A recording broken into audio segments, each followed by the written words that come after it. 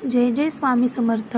आज मी तुमच्या समोर एका खऱ्या भक्ताचा असा अनुभव शेअर करणार आहे, जो ऐकल्यावर तुमचं मन थरथरून जाईल आणि हा स्वामींच्या अद्वितीय कृपेवर तुमचाही विश्वास आणखी दृढ होईल.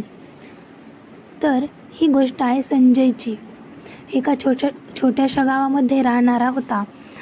संजय हा खूप साधा आणि कष्टकरी होता. त्याचं आयुष्य सुरुवातीला अगदी सुरळीत चाललं होतं. छोटंसं दुकान संजय चालवत होता. त्याच्या कुटुंबामध्ये त्याची बायको, 2 लहान मुलं आणि म्हातारे झालेले आईवडील असं त्यांचं एक छोटंसं आणि छानसं कुटुंब होतं. पण अचानक त्याचा व्यवसाय डबघाईला आला. दुकान बंद पडलं, उधारी वाढली आणि सगळीकडे त्याच्या कुटुंबामध्ये इतरत्र सगळी निराशा झाली.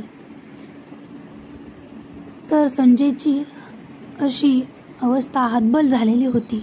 संजयला वाटू लागलं की आता काहीच उरलेलं नाही. रात्री अपरात्री विचारांनी त्याला झोपही लागत नव्हती. तो स्वतःलाच दोष द्यायला लागला होता. तेव्हा त्याच्या एका मित्राने त्याला सांगितलं, संजय, एकदा अक्कलकोटला जा आणि स्वामी समर्थांचे दर्शन घे.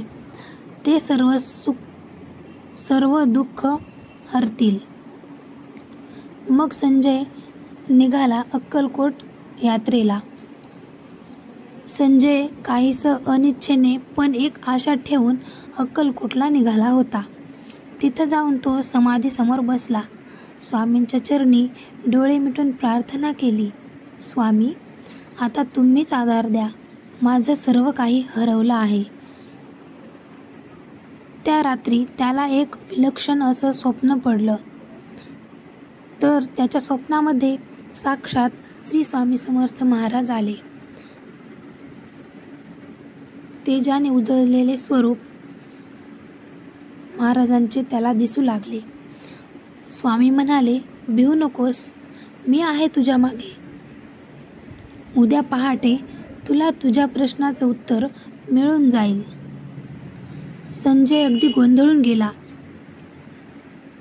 पण मनात एक शांती आली, कारण त्याला स्वामींनी स्वप्नामध्ये साक्षात संजयच्या स्वामी आले होते. तर स्वप्नात स्वामी आल्यानंतर संजयच्या जीवनामध्ये काही अचानक बदल झाले.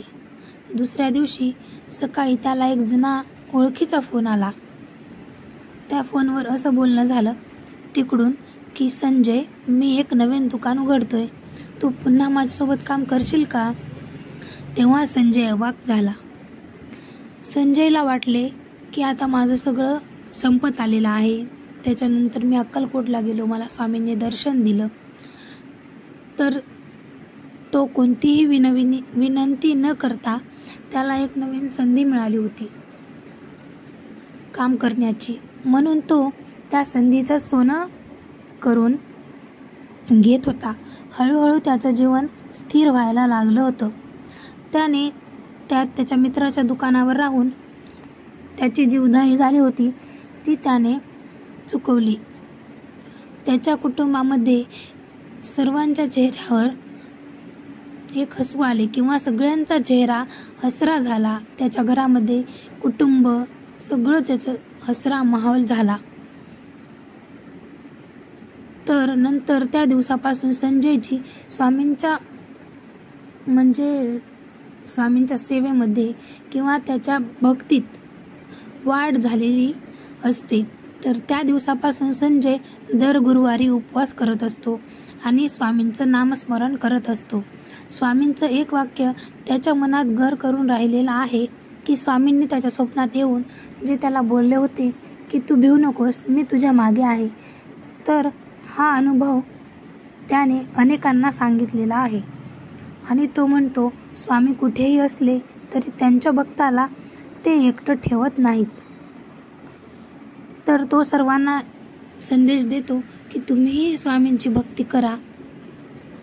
स्वामी कधीही एकटे राहणार नाहीत, कधीही तुम्हाला एकटे राहू देणार नाहीत.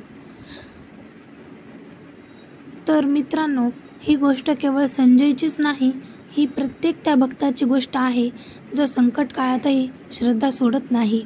स्वामी समर्थ महाराज हे अदृश्य स्वरूपात आपल्याला साथ देत असतात. तुम्हालाही असाच अनुभव आला आहे का?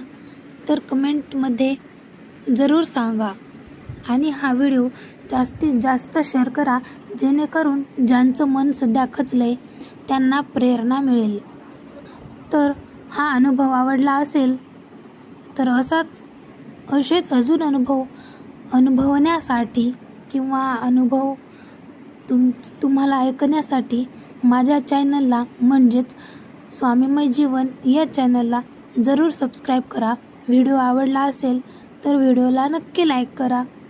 भेटूयात पुढील आणि माहितीपूर्ण व्हिडिओसोबत. तोपर्यंत जय जय स्वामी समर्थ.